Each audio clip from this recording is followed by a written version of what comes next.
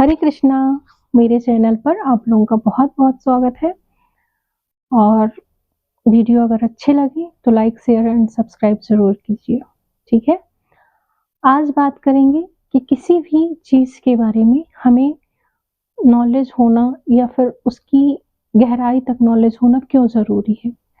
ठीक है, ज्ञान की संपूर्णता जिसको कहते हैं। बहुत सारे लोग होते हैं, मतलब गलतियाँ सबसे होती हैं, मैंने भी की हैं। तो बहुत सारे लोग ऐसे होते हैं जो किसी चीज़ के बारे में जानते नहीं हैं, बस किसी ने कह दिया तो उसे एज़ इट इज़ करने लगते हैं। करने लगते हैं या नहीं करने लगते?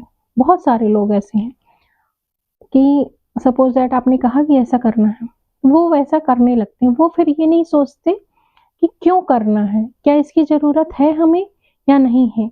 या फिर हम कर रहे हैं तो इसका परिणाम क्या होगा? इसका भविष्य क्या होगा?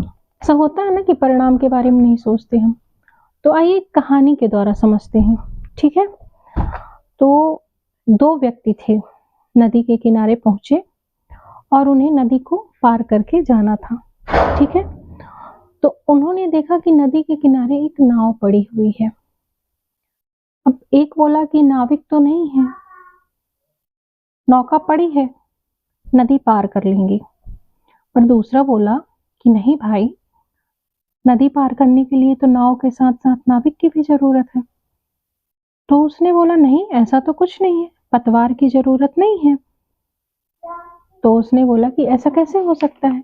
मैंने तो हमेशा से सुना था कि नाव को पार करने के लिए नाविक की भी ज़रूरत पड़ती है। ऐसा नहीं होता है कि बिना नाविक के नाव को नदी के किनारे तक पहुँचाया जा सके।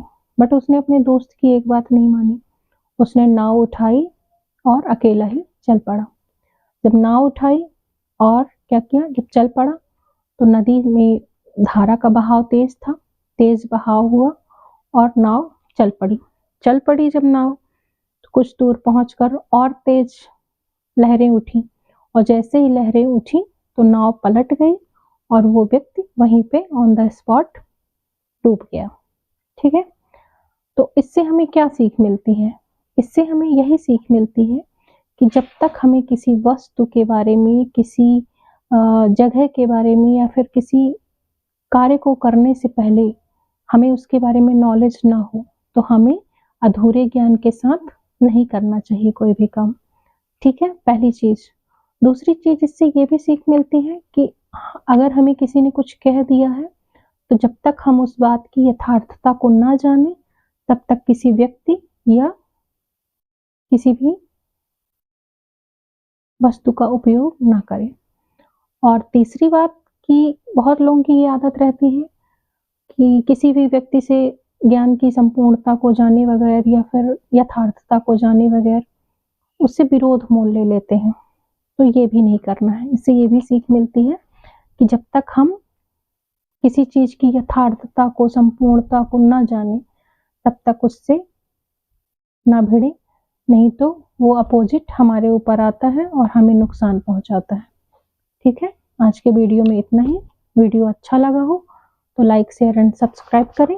तब तक के लिए जय श्री कृष्ण।